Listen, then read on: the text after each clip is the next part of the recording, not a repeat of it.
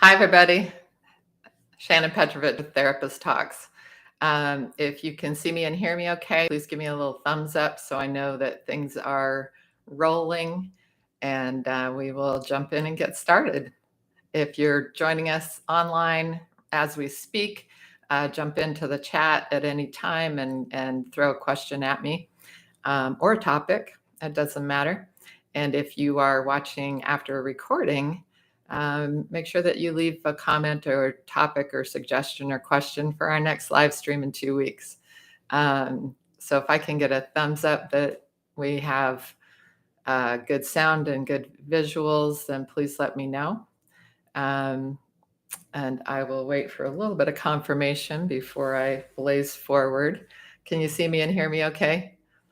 Just give me something in the chat.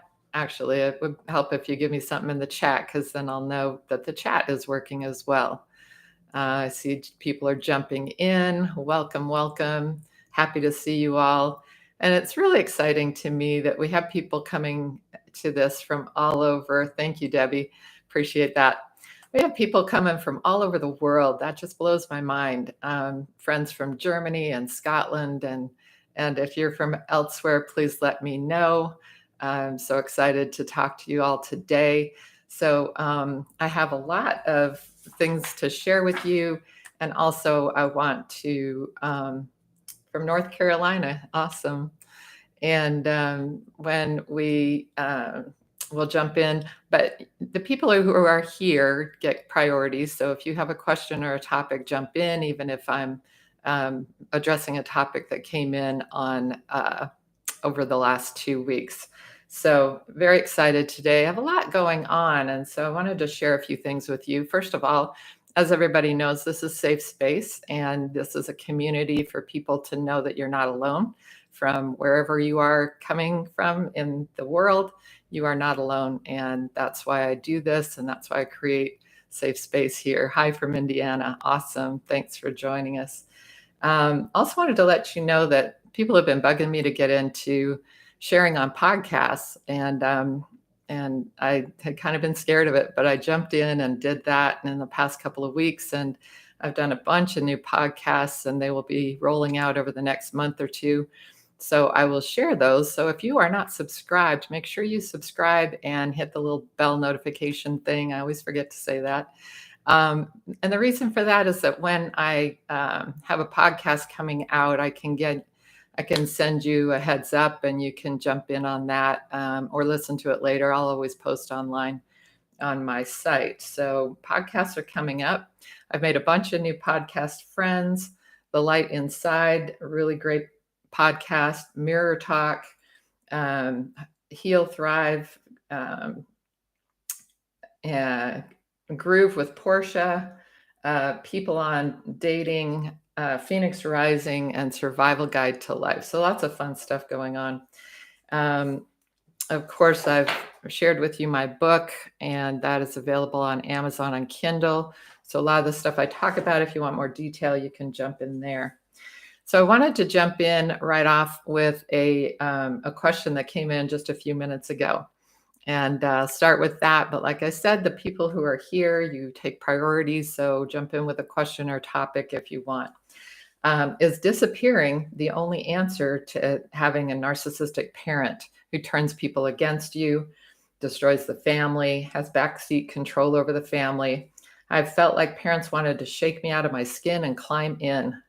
I can relate to that feeling from narcissistic relationships. That's such a great way to describe it. They've mocked me, treated me with contempt. It's like a punk kid who thinks he's the boss. I've cut contact, but fear they're using flying monkeys, and I feel brainwashed. That's a great place to start, because it shares so much of what it's like to be in a narcissistic relationship or any kind of abusive relationship. When you get drawn into the relationship, and whether it's from birth, unfortunately, if you have a narcissistic parent, you've been in that relationship since you were born, and that's a really awful place to be, because this is the relationship, or these are the relationships that are supposed to nurture you the most and care about you and be empathic towards you and and really altruistically giving towards you. If you think about parenting, and probably a lot of us on here are parents, and that is a very altruistic endeavor.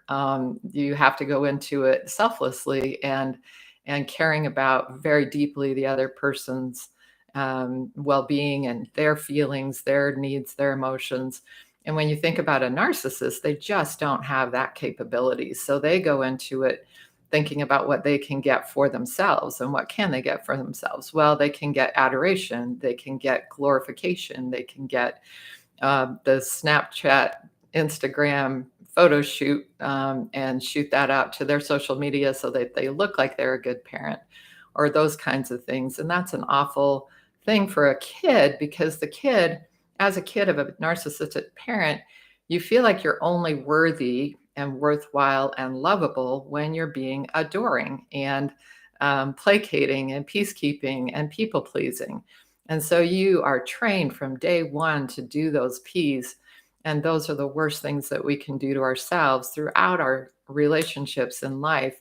And when you grow up in that kind of environment, then you're really prone to doing those kinds of things that set you up for a narcissistic relationship with a spouse and with your adult children and with friends and family in your life.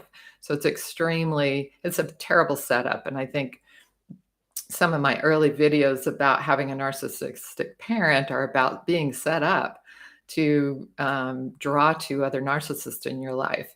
It isn't that you are asking for it, it's your fault that you got involved with another narcissist in your life. It's just that resonates for you, so that your feeling of worthwhileness and lovableness comes from people pleasing, placating, peacekeeping. And so when someone else wants that from you, which a narcissist goes, "Ooh, yeah, that's my person." And so when they want that from you, you go, "Oh, yeah, that's where I feel good about myself." And so that's a really terrible setup. So you have to recognize in yourself that that's how you were raised, and that's not a healthy way to be raised. And then you have to address it in your current day relationships.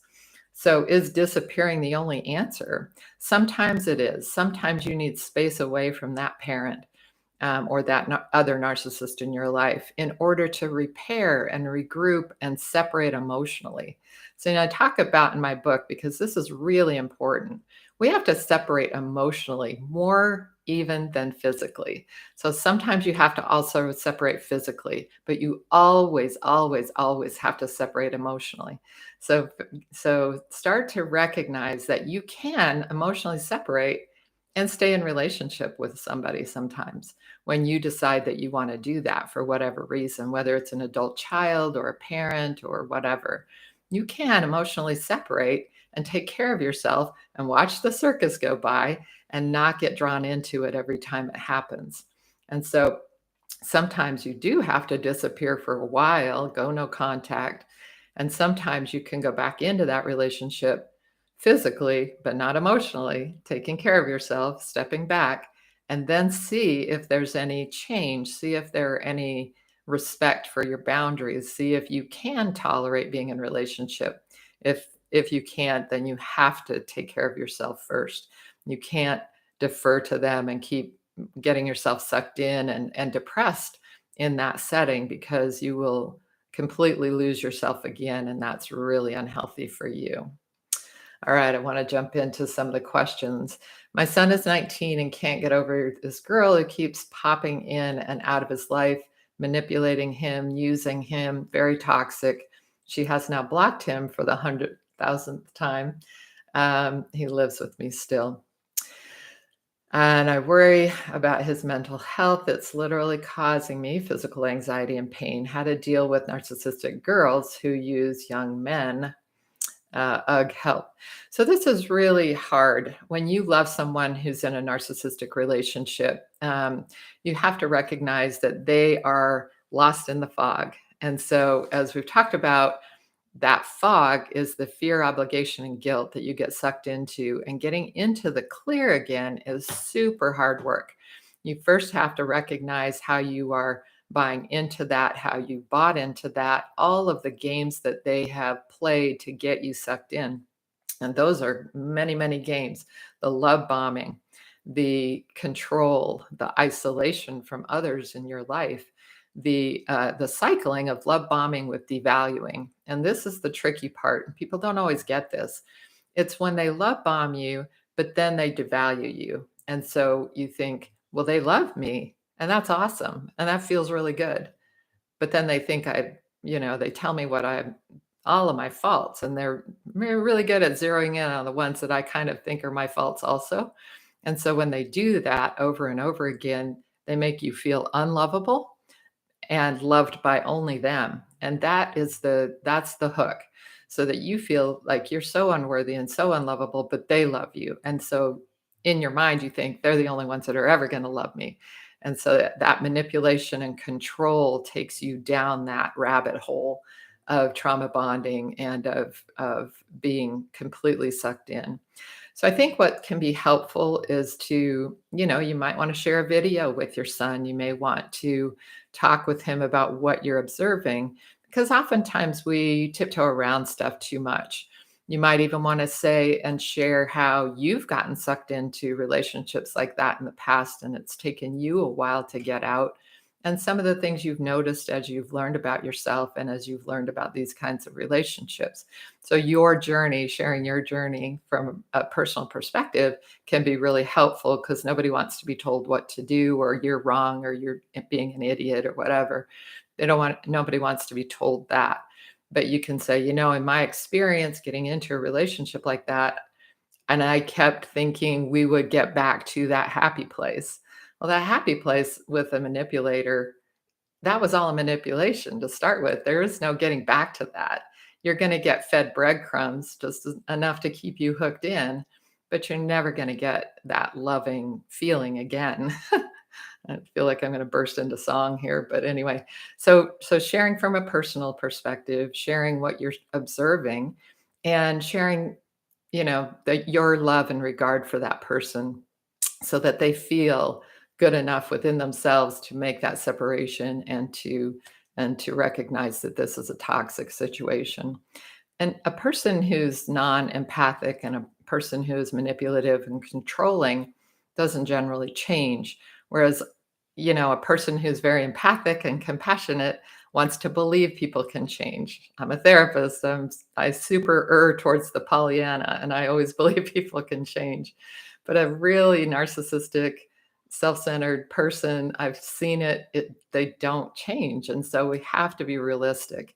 And that's where we have to use our wise mind and not get stuck in that emotional amygdala reactive mind, because that little emotional reactive mind is trauma bonded, wants to believe the best, and is not rational by definition. So we have to use our rationality and say, okay, these are the facts. This is how the facts line up. And I know this is not going to be healthy. So even though I still love that person, and you can love and leave, that you have to make that wise decision to separate, because that's not healthy.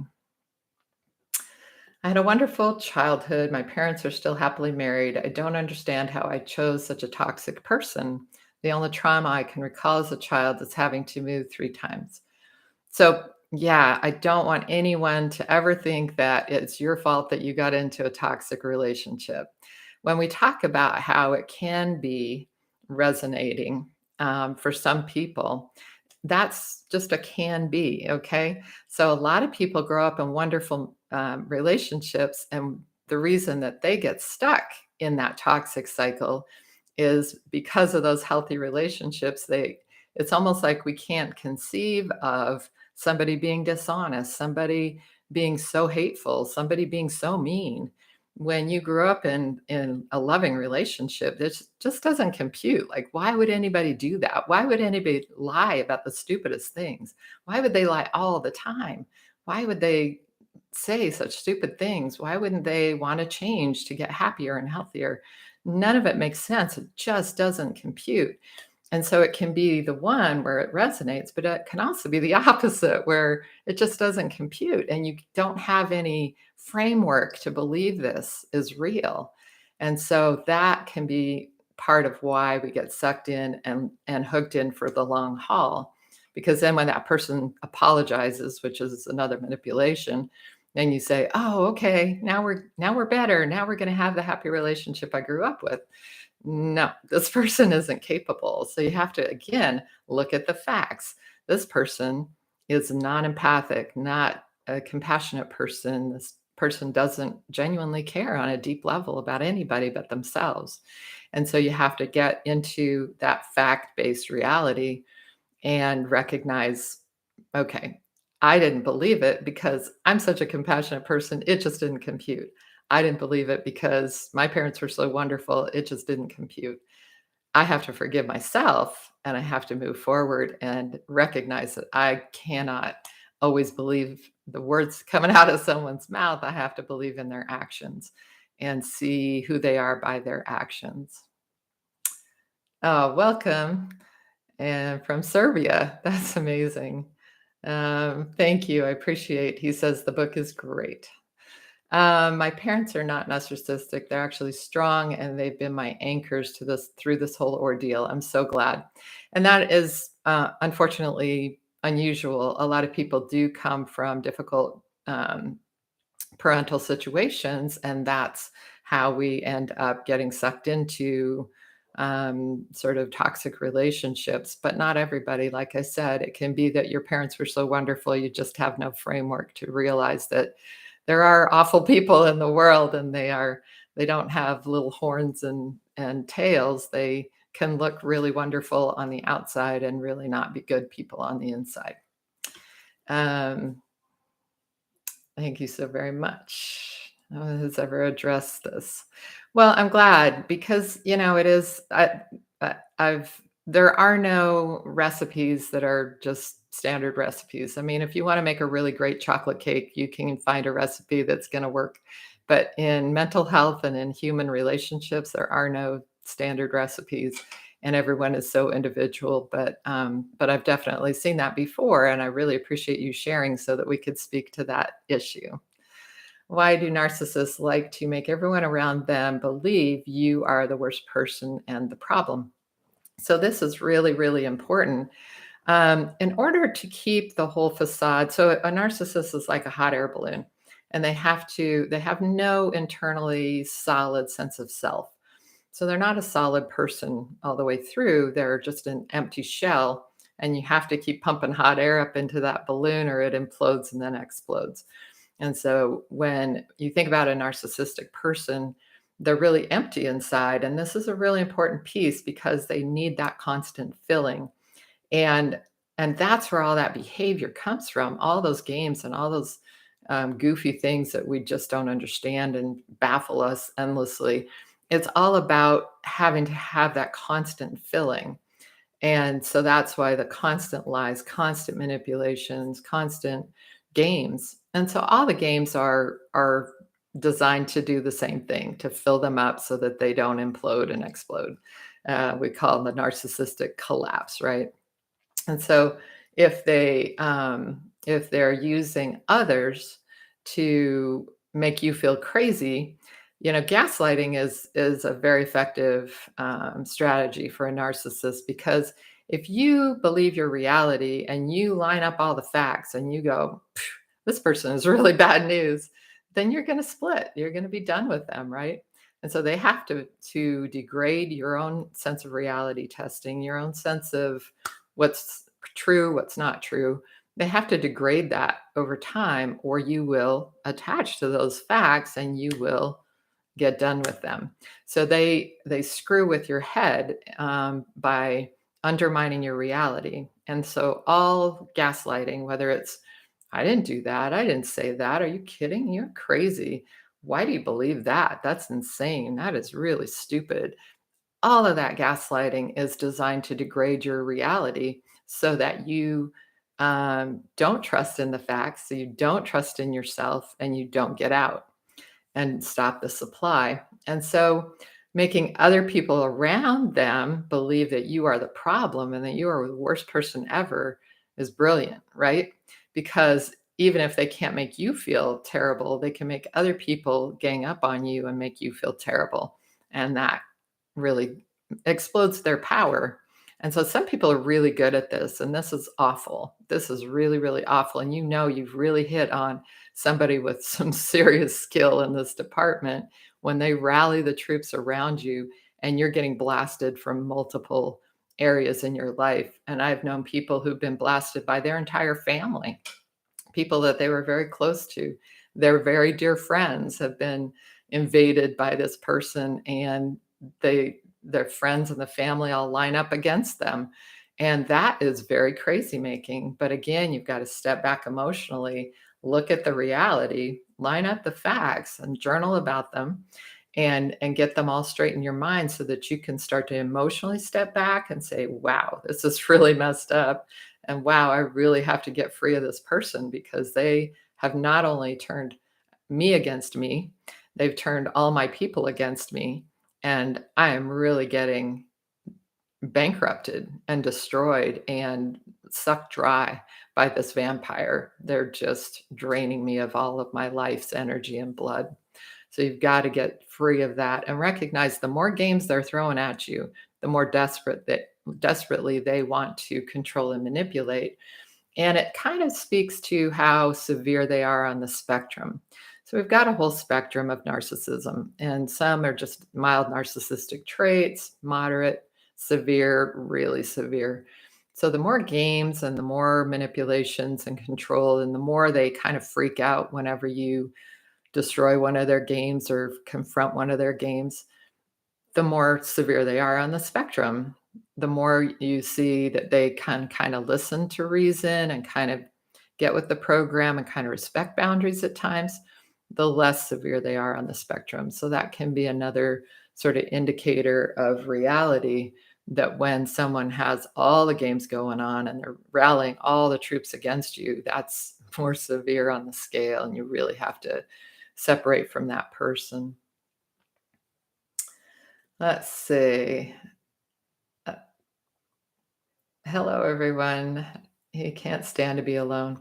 Yeah, so not being able to stand from being to be alone is part of that emptiness, right?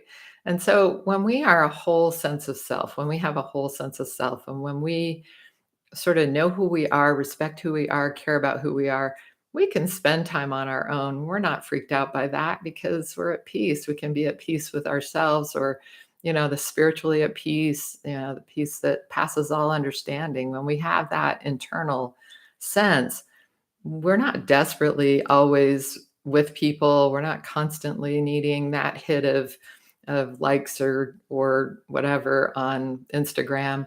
We have that internal sense of peace. But a person who's empty inside and has to be constantly puffed up, you see that they're frantically trying to get puffed up all the time. So that's another indication of how severe that is. Hi, Hetty from Scotland. I love that. You're so far away, and yet you're right here. And I think that's awesome. Let's see. So I will jump into another one that came in really recently. Anyone else creating boundaries and going no contact with the toxic people in your life all at once? That would be a lot. So sometimes we do find that there are several people in our lives that are kind of similarly toxic. And it's really important to recognize all of it, because if we don't recognize all of it, then it's sort of like having a dog with fleas and you only take one of them off. That poor dog would still be going crazy. So you have to really address all of the parasites in your life. Wow, I kind of went there, didn't I? Sorry. So you got to address all the fleas and get all the parasites off of you at once, and recognize, where that vampireness is coming from in all its forms. Are there people at work who are bullying and really toxic? Do you need to address those people? Can you address with boundaries at times? Can you confront?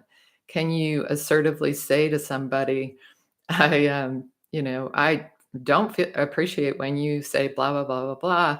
And I'm going to take care of myself by removing myself, hanging up the phone, stopping contact with you until we can until you can be more civil towards me. So that's kind of an example of some boundaries. And sometimes people are mild enough on the scale, or you work with them and you have to figure out how to play nicely in the sandbox.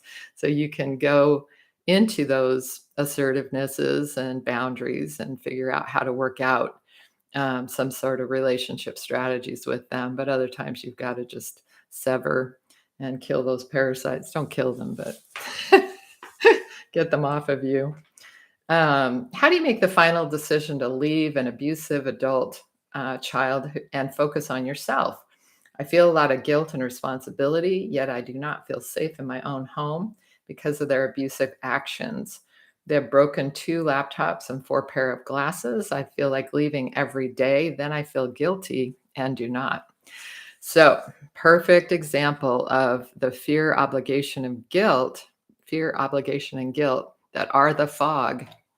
So the fog is that feeling of just absolute lostness that you get when you have been in an abusive relationship and you can't see your way out and nothing makes sense anymore.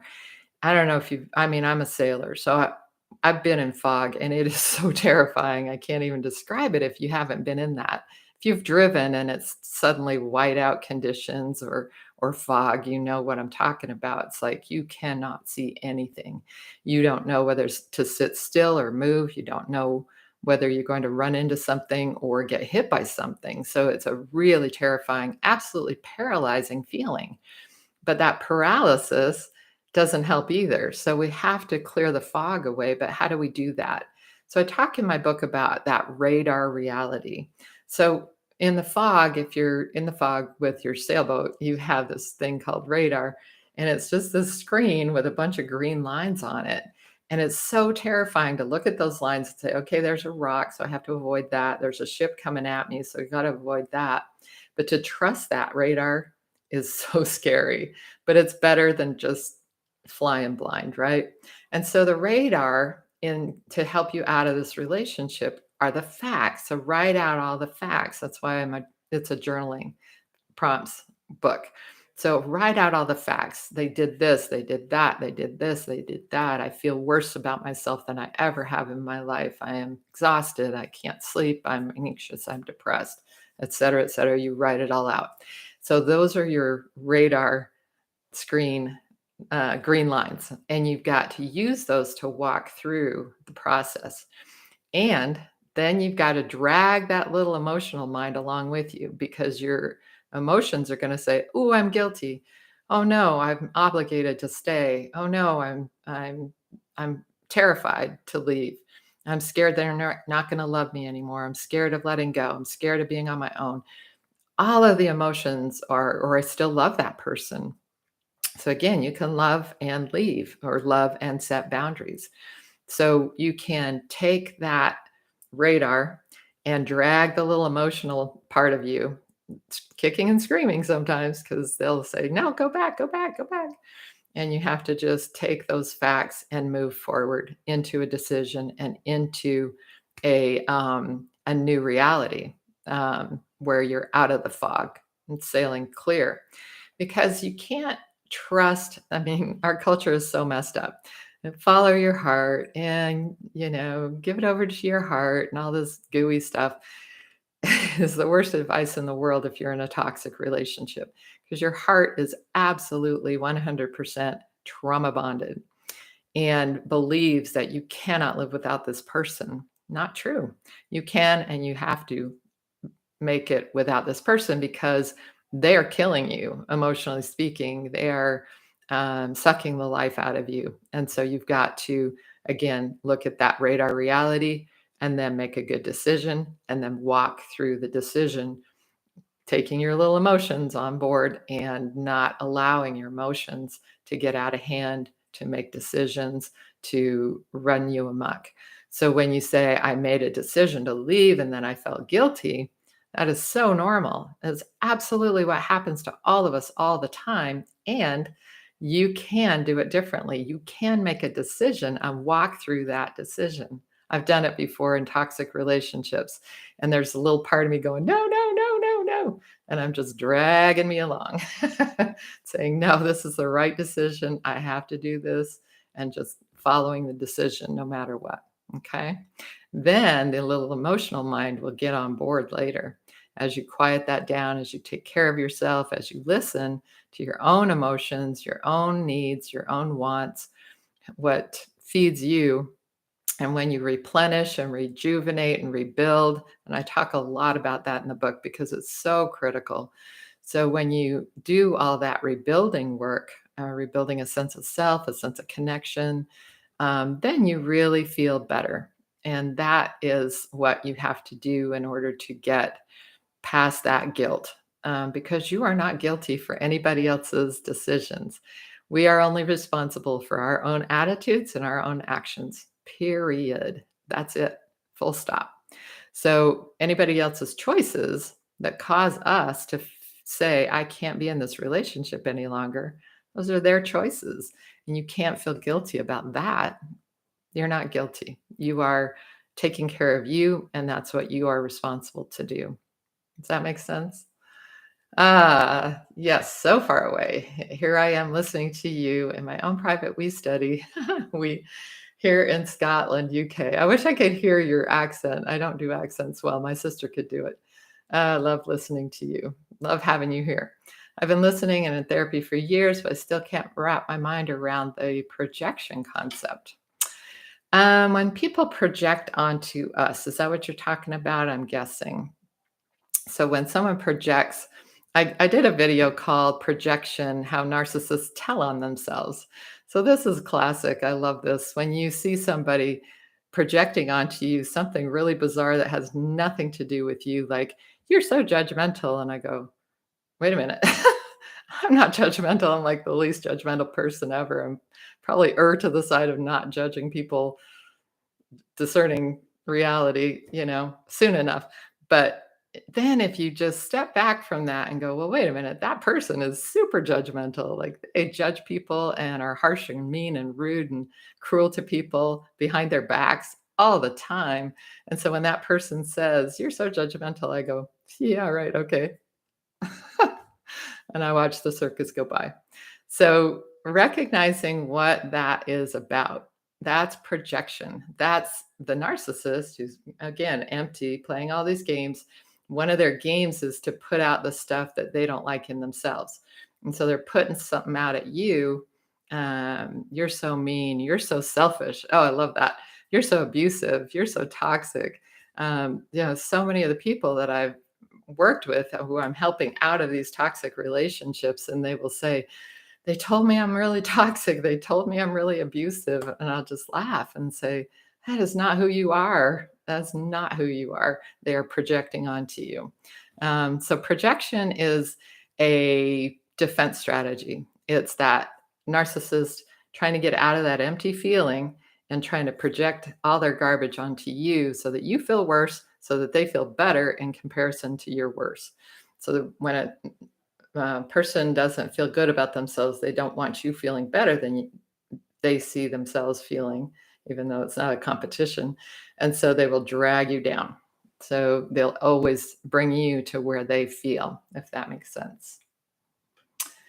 Let's see. Okay, I love the analogy. Yes, in the spin cycle.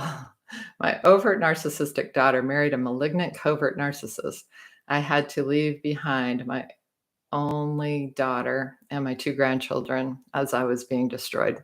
I'm so sorry. This is, so common these days. And I have so many people that I work with who are really struggling with this, that in order to save themselves from that narcissistic adult child, they end up having separation with their grandchildren or grandchild. And that is tragic. And I really am sorry. And it can be such a heartbreak. And there's only so much you can do, and I would go back to that video I did on, do you have to go no contact with a narcissist? It was a really recent one, maybe a month or so ago. And I did that because sometimes you really do want to do the best you can to stay in contact. And I call it play nicely in the sandbox because of that grandchild or grandchildren. And you may be the most sane person in their lives, and you may be their lifeline to sanity. So sometimes there are ways of taking good care of yourself and staying completely emotionally distant and being in some sort of sandbox relationship with those kids so that you can stay in touch with your grandkids. I'm not going to say that's possible for you. If you're getting destroyed, you have to take care of you first. It's sort of like on the airplane, you have to put your mask on first and then help the one next to you. But sometimes there are times when you can separate for a time, even get healthy enough, try again with boundaries, and see if you can't reestablish a relationship that's going to be acceptable to you and going to be livable. But anyway, that's something to ponder. And always, always, everybody, if you have access to a therapist of your own, please get get your own individual help with somebody who can walk you through this with you. I'm just sharing things in a general sense. London. Oh my gosh. Hi. That's wonderful. Um, I've already left. I feel indifferent, but I like the rebuilding aspect. Yeah, rebuilding is so important, and it takes years, but you feel better and better over time, and so relish in it, rejoice in it. Find new ways to rebuild all the time. Enrich your life, do different things, create, just create and create and create, because you were created to be a unique being, and the world needs every bit of you. So keep rebuilding and keep living out on the edge of your skin. I love that. Projection and lies after they gaslight you leaves you feeling crazy. Yeah, it sure does. And worthless, as Hetty chimed in. So that crazy, worthless feeling is debilitating, and that's what they bank on. And here's the deal: is if you can recognize they're trying to make you feel crazy, they're trying to make you feel worthless, they're trying to make you feel like you don't matter, and you are the cause of all the problems. And so when you can recognize that that's their goal and say, I'm not going to play that game anymore. And I'm not going to let them win at that game anymore. So, first step is I am not crazy. This is an effed up situation. This behavior is a mess and it's toxic and it's not me and it's not about me. And that person doesn't deserve to have any more life force or energy or anything from me. So, I'm done. So that, again, that emotional leaving is really critical. So when you leave emotionally, again, you can kind of stay present even physically, but leave emotionally. And it takes stepping back at almost like you're witnessing and you're going, oh, there's that game. I know they always play that game. Oh, they're projecting on me. Wow, that's funny. And oh gosh, there they go with that gaslighting again. That's just nuts. And just sort of laugh to yourself. And then whenever you remember, though, that even in Star Trek, when they put up their shields against the Klingons, and then the Klingon warships would be firing missiles at them, after a while, Scotty would be in the background, and I need Hetty to say this, but um, we can't hold her anymore, Scotty. We're losing power. And so it's true for us too. Like we lose power, we lose energy, and we can't like hold those shields up for too long. So you gotta, say, okay, I've got to go home now and go take care of yourself. Like do something really rejuvenating, recharging. Recharge your batteries, be with people who are your people, who love you and care about you unconditionally, so that you recharge and then you're strong enough to go back into the battle again, so that you always respect your own needs, and are primary with those needs, and recognize what that is throughout any time, so that you're not going to fall into falling apart again in their midst. If you feel yourself going there, get free, get out, get done, uh, take a separation, and don't let that happen. You don't want them tearing you down. Yeah, not playing the game anymore. Good. Enough is enough. So tired of apologies for what? Yeah, and the apologies, remember, apology is just an apology is just words. A genuine apology is when someone is heartfeltly sorry for having done that, and they're going to do anything in their power not to ever let it happen again. When a narcissist apologizes, they're just saying, "Oh, crap, you caught me," or "You're pissed off now, and I'm just trying to get back in your good graces so I can control and manipulate you some more." So, apologies from a narcissistic person, or if you've heard the same apology a bunch of times over and over again, don't buy it. Don't do yourself that disservice, and don't make yourself that crazy. It's not worth it, and it's not about you, and it's not fair to you to keep buying into that garbage. It's just not right. Ah, thank you for your time and wisdom, truly helping folks more than you'll ever know. I really hope that's true. I really, I do this for you all, and I do want to share that I want no one in the world to feel like they are alone. Um, because I think that's the worst thing. I probably became a therapist because I felt like I was making it up as I went along, and I was just baffled by all this emotional stuff and relationship stuff, and thought I was making a mess of things. And I went to a therapist who really sucked. And I thought, God almighty, somebody's got to do it better than that. So I think I went to grad school to figure it out for myself, and then have learned a lot over the years. And I just want to share it, and hopefully it's helpful to other people. It's so sad after caring for them all your life, they try and destroy you. I can never go back. I'm so sorry. I'm the one who kept apologizing, unfortunately, but never knew what for. So this is part of the placating, people pleasing, and peacekeeping.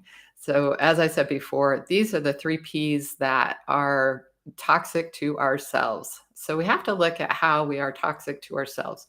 If you speak harshly inside your own head throughout every day, whenever you get upset or disappointed or frustrated or have a hard time with something, if you talk down to yourself, that is a toxic relationship within your own head, and that has to go. You have to learn to be your own best friend. You have to learn to encourage yourself, support yourself, be your own best friend. You would never speak to your own friend that way. You wouldn't call them names and tell them they're an idiot, or all the awful harsh things we say to ourselves inside our own heads.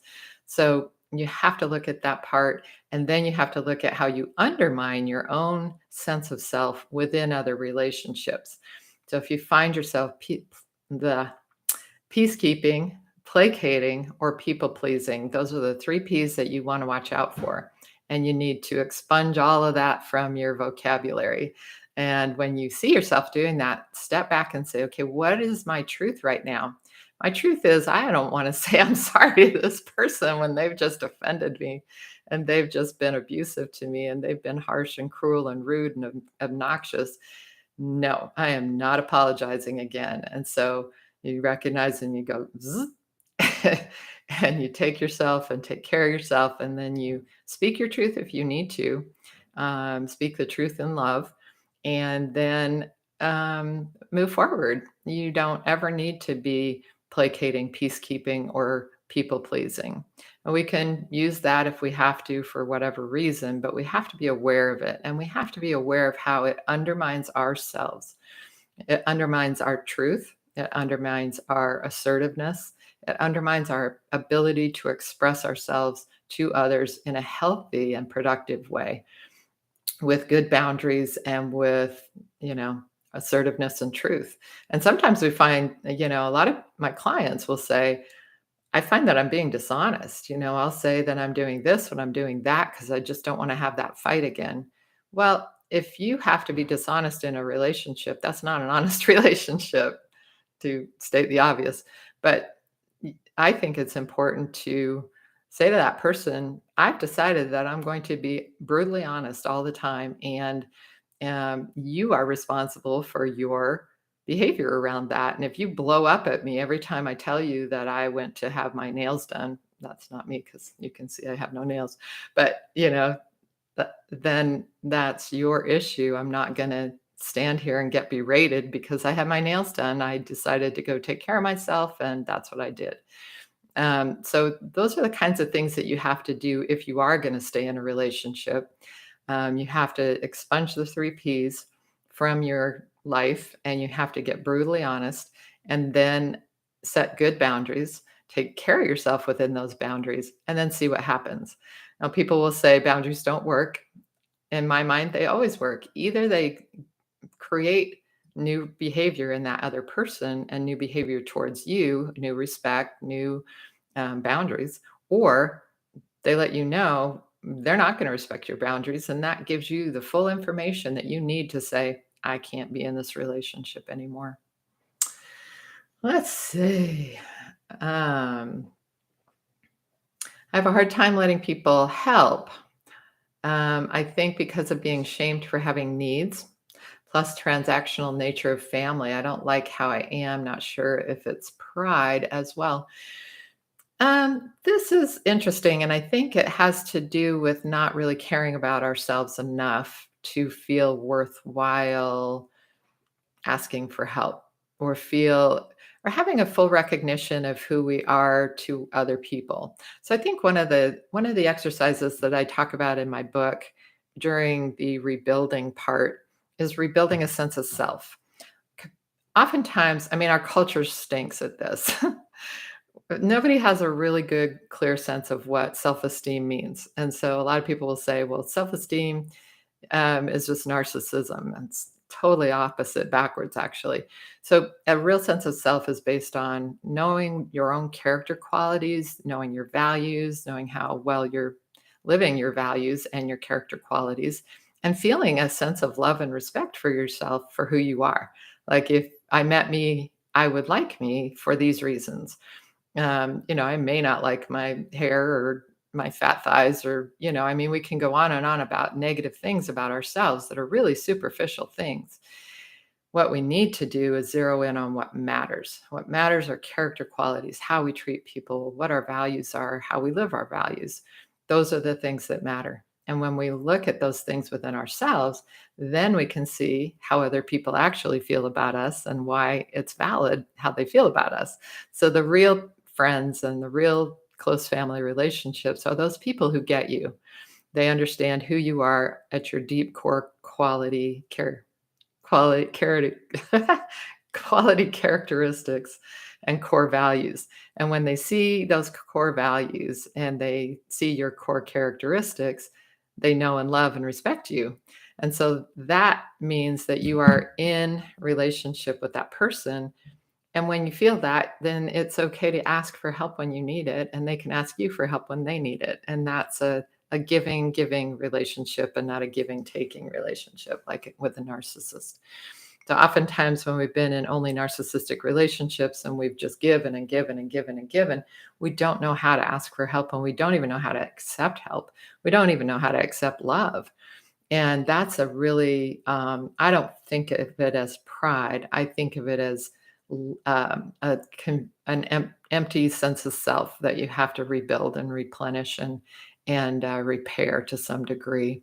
So it's really important to take care of all those aspects of you. If anybody has a burning question, we're running into the last couple of minutes. So I want to sort of throw it out there. We've covered a lot of different topics already and covered a lot of ground. I want to go back to sharing about my book. I did post it on the chat. It's available on Amazon and Kindle. I'm not trying to make money. I am selling this as cheap as I can possibly sell it. I'm just trying to help people. So share it.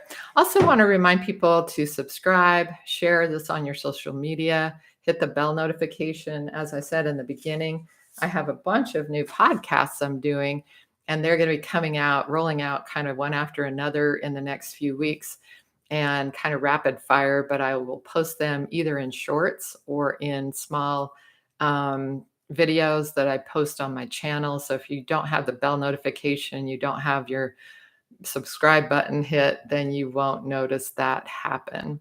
I'll still be doing live streams every other week. So if you had a question that I didn't answer, and if you had a question a few weeks ago that you wrote into me and I didn't answer it, I apologize. As you can see, this is getting busier and busier. um, would your book be suitable for me having a narcissist? Absolutely. So yeah, I wrote it with a lot of different narcissistic relationships in mind. And parts of it are a little bit geared towards the partner relationship, but the whole of it and the emotional work and the emotional healing and rebuilding are all very, very universal. Whether your narcissist is an adult child, a parent, a partner, um, a friend, a sibling, whatever. So yes, it's universal. Um, so anyway, again, I have to start to wrap up. So be on the lookout for these podcasts coming up. I'm really excited about the podcast thing. It's really fun getting to know these different people and having these really deep conversations with these really interesting podcasters from all over the world. One man I talked to was in Germany and he's from Nigeria. So that was really, really wonderful and interesting. Another contact was from a couple of them from the East Coast, from the Midwest. They're all over the place and much more to come. I've got a bunch more lined up and set up, so it's going to be really fun. But it's made me really, really busy. So again, if I dropped a question that you didn't get to ask, please chime in again and I will try. And I love you all. Take really good care of yourselves, and I will see you again soon. Bye-bye.